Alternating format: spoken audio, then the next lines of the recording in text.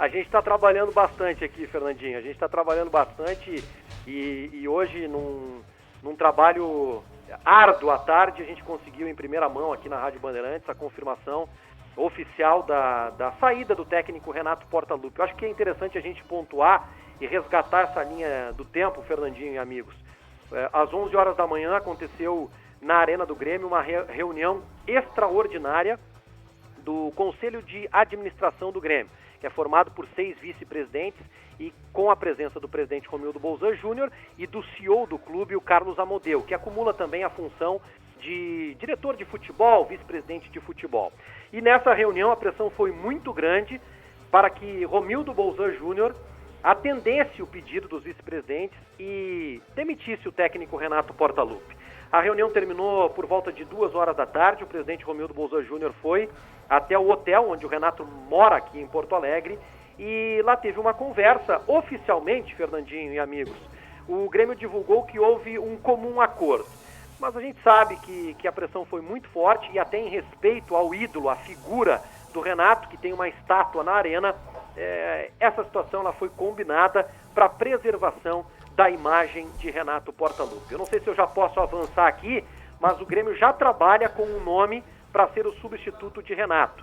E esse nome é Thiago Nunes, ex-técnico do Atlético Paranaense e do Corinthians, o gaúcho Thiago Nunes, que teve uma passagem pelas categorias de base do Grêmio em 2012, 2013, por aí.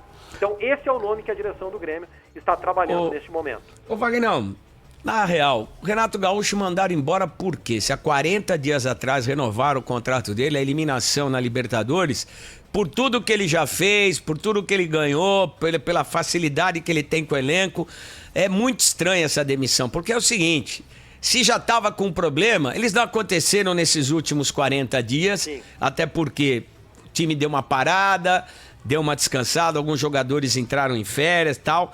É muito estranha essa demissão.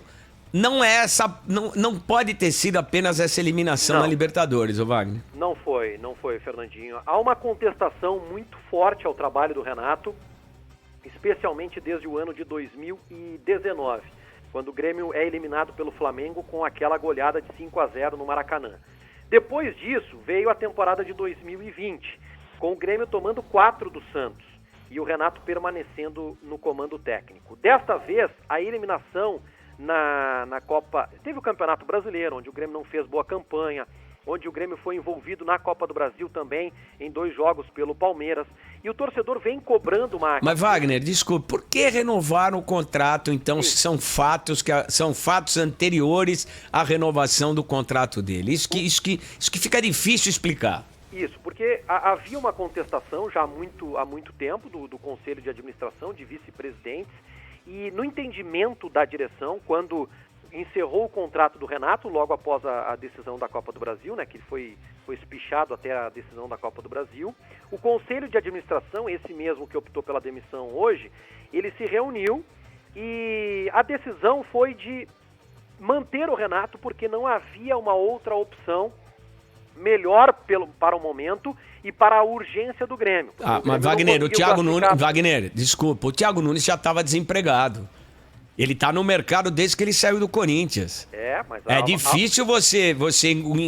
Não tô duvidando que você tá falando, é isso. Eu tô dizendo, tentando mostrar como essa decisão, ela é muito estranha, baseada apenas nessa situação. O Thiago Nunes estava desempregado, estava no mercado, Wagner.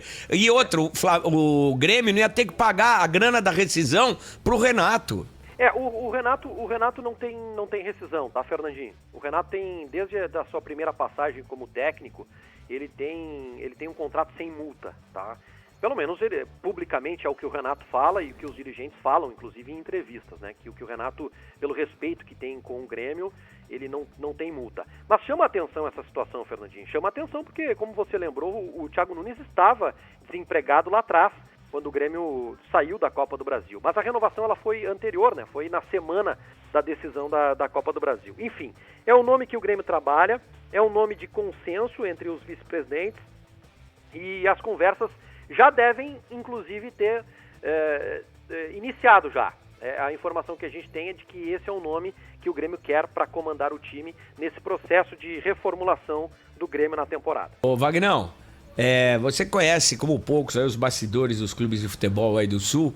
E a gente sabe da personalidade do Renato Gaúcho. Ele é pavãozão, ele gosta de estar no centro das atenções, conquista as atenções pelo trabalho que ele fez. E aí você tem esse diretor, esse vice de futebol, vice-presidente, que você falou que também não... que foi o cara que fez a pressão aí para sair o Renato. Não foi uma guerra de ego, não? Existe uma guerra de ego muito forte entre os vice-presidentes, uma cobrança muito grande, porque o Grêmio, o Grêmio tem uma... O Grêmio não tem oposição hoje, tá? Não é força de expressão.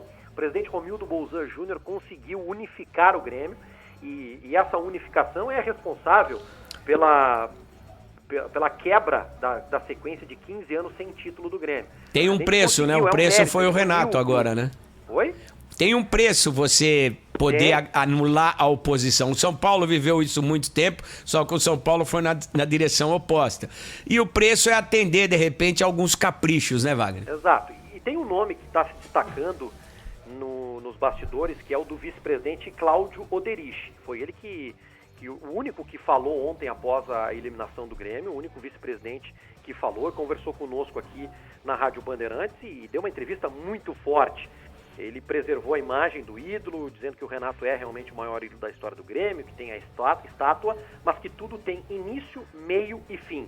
E em outras entrevistas ele já havia batido de frente, feito declarações em relação a jogadores, a comportamento de jogadores. Ontem ele voltou a falar do Michael, o capitão do time, dizendo que o Michael estava nervoso, que não entendia o nervosismo, que não tinha explicação o que ele fez. O Michael foi expulso ontem no segundo tempo.